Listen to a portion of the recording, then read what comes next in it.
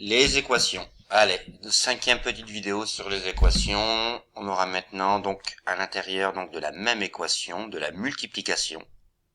Ici, entre le 3 et le x. Et après addition, soustraction. Comment on va s'y prendre? On va travailler en deux temps. Dans un premier temps, moi je vais chercher à supprimer le moins 4. Ce que je veux au final, c'est avoir mon 3x, enfin mon x égale. Donc je veux supprimer le 3 et le moins 4. Donc dans un premier temps, je vais voir à supprimer le moins 4. Donc je veux supprimer le moins 4 dans le premier membre de l'égalité. Pour ça, tout simplement, je vais ajouter 4 de part et d'autre de mon égalité. Alors, voici. Donc j'ai ajouté 4 de part et d'autre de mon égalité. Je vais simplifier. J'ai été trop vite. Et donc, après simplification, le moins 4 plus 4, il s'élimine. Il me reste 3x égale 24. Maintenant, deuxième étape, je vais chercher à supprimer le 3 devant le x. Donc, tout simplement, je vais diviser par 3 des deux côtés. Voici, sur la petite animation, bricoler mes petites animations quand même. Et voilà. Et donc, je simplifie. 3x sur 3, x reste seul. 24 sur 3 égale 8. Je ne m'arrête pas là. Je me fais ma petite vérification tout seul. Je vais tout simplement substituer ma valeur 8 dans l'équation de départ. Et je vais essayer donc de faire mon... Voilà. 3 fois 8 moins 4. Et je vais vérifier. Donc 3 fois 8, 24. Moins 4, ça fait bel et bien 20. J'ai vérifié mon égalité. Je suis sûr de mon coup.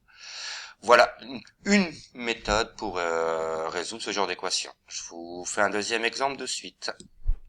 Voici, donc deuxième exemple, bon il est déjà rédigé. Donc j'ai du 5 plus 4x qui est égal à moins 7. Première étape, je vais supprimer le 5. Donc pour ça, je vais soustraire 5 de part et d'autre de mon égalité. Je retrouve 4x égale moins 12. Si ça va trop vite, vous mettez sur pause entre deux. 4x égale moins 12. Maintenant, je vais chercher à supprimer le 4 devant le x. Donc, je vais diviser par 4 des deux côtés.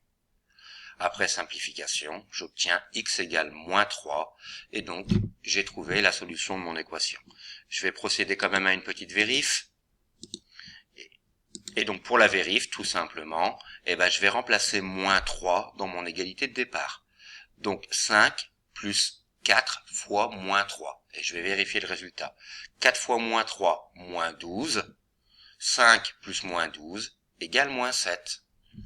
Je suis sûr de mon coup. Encore une fois, j'ai même pas besoin d'une prof. Enfin, j'ai même pas besoin de mon prof pour me vérifier. Je vous fais un troisième exemple. Ça arrive de suite. Donc on a ici une équation un petit peu plus compliquée. C'est pas bien méchant. Je vais pas pouvoir la résoudre directement. Je vais, dans un premier temps, regarder mon premier membre que je vais développer et simplifier. On voit ici, on est dans le cas de la simple distributivité. Entre nous, les flèches. Donc, je vais distribuer le 3 à l'intérieur de la parenthèse. 3 fois x plus 3 fois 2.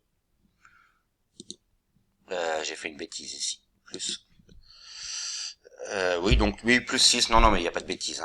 Donc j'ai fait directement 3 fois x plus 6, et le moins 5 il reste. On continue. Je vais simplifier, le plus 6 moins 5 se simplifie, j'obtiens du moins 3x plus 1, toujours égal à 13. Vous remarquez ici que j'ai fait attention, moi à l'ordinateur, mais encore plus à la main, à toujours aligner mon signe égal d'une ligne à l'autre. 3x plus 1 égale 13, je suis dans le même modèle que les deux exemples présentés juste avant dans la vidéo. Donc je vais chercher à supprimer mon plus 1, donc je vais faire moins 1 des deux côtés. Je fais donc moins 1 des deux côtés, je simplifie.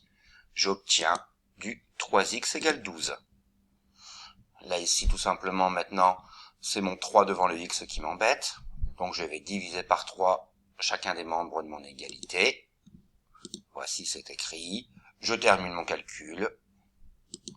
Et j'obtiens x égale 4. Pardon, je vais modifier tout de suite. J'ai voulu aller un peu trop vite.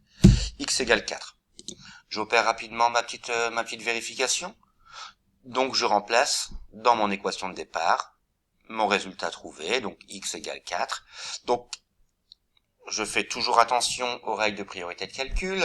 que j'ai pas oublié, les petites règles que j'ai appris en 6e, 5e, elles sont toujours applicables. Donc 4 plus 2, 6. 3 fois 6, 18. 18 moins 5 est bel et bien égal à 13. Je suis sûr de mon coup.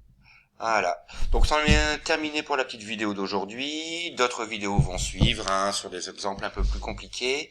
Et je pense également vous faire parvenir donc prochainement une petite vidéo pour utiliser donc l'outil informatique pour résoudre les équations.